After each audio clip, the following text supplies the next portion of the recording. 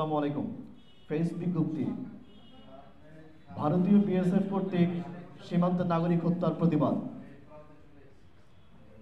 আমজনতা দল ভারতীয় সীমান্ত রক্ষা বাহিনী বিএসএফ কর্তৃক বাংলাদেশে নাগরিক হত্যার ঘটনার বিরুদ্ধে তীব্র নিন্দা ও প্রতিবাদ জানাচ্ছে।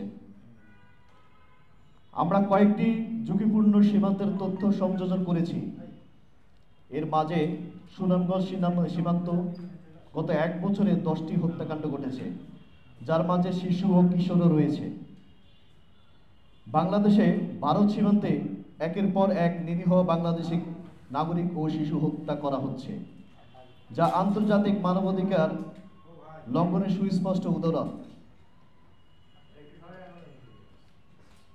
সাম্প্রতিক সময়গুলিতে জিরো লাইন কাঁটাতার ও কাঁটাতারের সাথে বোতল বেঁধে নাগরিকদের মনে আতঙ্কের সৃষ্টি করেছে ভারত।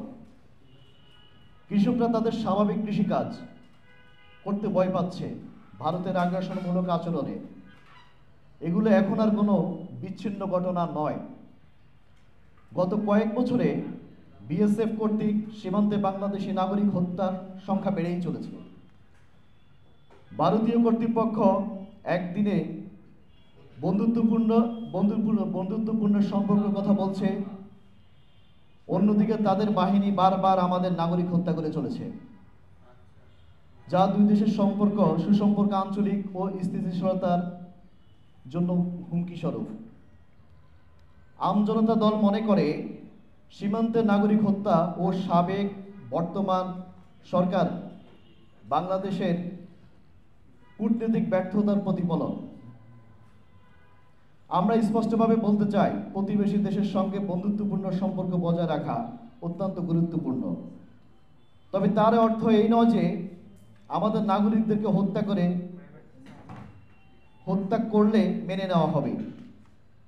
এটি বাংলাদেশের সার্বভৌমত্বের প্রতি হুমকি স্বরূপ। আমরা বাংলাদেশ সরকারকে আহ্বান জানাই, সীমান্তে বাংলাদেশি নাগরিকদের নিরাপত্তা নিশ্চিত করতে কার্যকর ব্যবস্থা গ্রহণ করতে হবে। 2, নিহত ব্যক্তির পরিবারকে যথাযথ ক্ষতিপূরণ প্রদান ও ন্যায় বিচারের ব্যবস্থা করতে হবে। 3, ভারতীয় কর্তৃপক্ষের সঙ্গে উচ্চ পর্যায়ের কূটনীতিক আলোচনার মাধ্যমে সীমান্ত হত্যা বন্ধ ও স্থায়ী সমাধান বের করতে হবে। 4, আন্তর্জাতিক অপরাধ আদালতে ভারত কর্তৃক সীমান্তে নাগরিক ও শিশু মামলা করতে হবে। জাতিসংঘ ও আন্তর্জাতিক মানবাধিকার সংস্থাগুলোর কাছে বিষয়টি উপস্থাপন করতে হবে, যাতে এই অন্যায় হত্যাকাণ্ডের বিরুদ্ধে আন্তর্জাতিক চাপ সৃষ্টি হয়। 6, সীমান্তে যৌথ মনিটরিং ব্যবস্থা চালু করে বাংলাদেশিদের নিরাপত্তা নিশ্চিত করতে হবে। আমজনতা দল বিশ্বাস করে, একটি স্বাধীন ও সার্বভৌম রাষ্ট্র হিসেবে বাংলাদেশ তার নাগরিকদের জীবনের নিরাপত্তা দিতে হবে।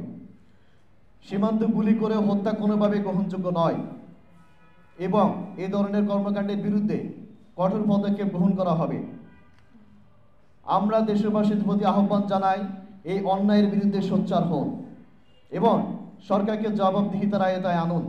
সীমান্ত হত্যা বন্ধ না হওয়া পর্যন্ত আমাদের প্রতিবাদ চলবে।